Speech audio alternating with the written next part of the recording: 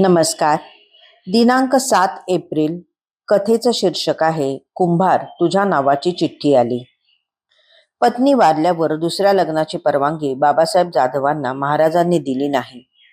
एकदा राजवाड्यात लक्कडखान्यात महाराजांसमवेत असता मध्यान्नी महाराज त्यांना म्हणाले, कुंभारा तुझ्या नावाची चिठ्ठी आली. बाबासाहेबांनी घाबरून महाराजांचे पाय धरले व अधिक सेवा घडावी म्हणून जीवदान मागितले. महाराजांनी बाबासाहेबांचे मरण जवळच उभ्या असलेल्या बैलावर लोटून बाबासाहेबांना जीवदान दिले.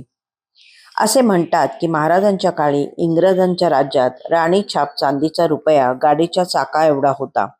याचा अर्थ असा की आकाराने नव्हे पण किमतीने तो रुपया खरोखरीच एवढा मौल्यवान होता की एका रुपयात एका कुटुंबाची गाडी महिनाभर व्यवस्थित चालायची.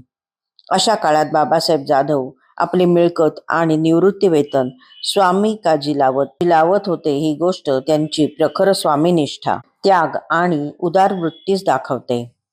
दुसऱ्या लग्नाची परवानगी महाराजांनी दिली नाही म्हणून बाबासाहेब नाराज मुळीच झाले नाहीत. आता प्रपंच पुरे असाच महाराजांचा अभिप्राय आहे हे जाणून निर्लेप वृत्तीने संन्यस्त जीवन त्यांनी पत्करले. ते उत्तम भजन करायचे. महाराजही त्यांना अध्यात्म समजावून सांगायचे. यावरून त्यांच्यावर महाराजांचे किती प्रेम होते हे दिसते. नोकरीतून आणि प्रपंचातून त्यांची खरीच निवृत्ती झाली होती. बाकी इच्छा काहीच नव्हत्याच.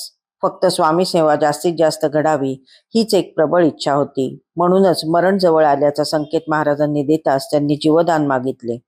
त्यामागे मरणाचे भय, चिंता नव्हती. स्वामी सेवा खंडित होणार ही काळजी होती.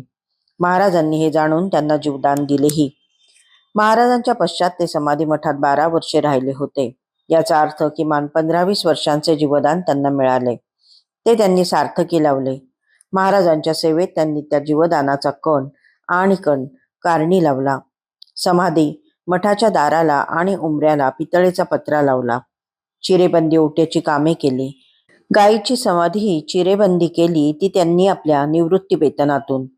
त्यानंतर त्यांनी देह ठेवला, तोही यत गत्वान निवर्तते तद धामम परमम मम अशा श्री श्री स्वामी चरणांच्या परमधामीच.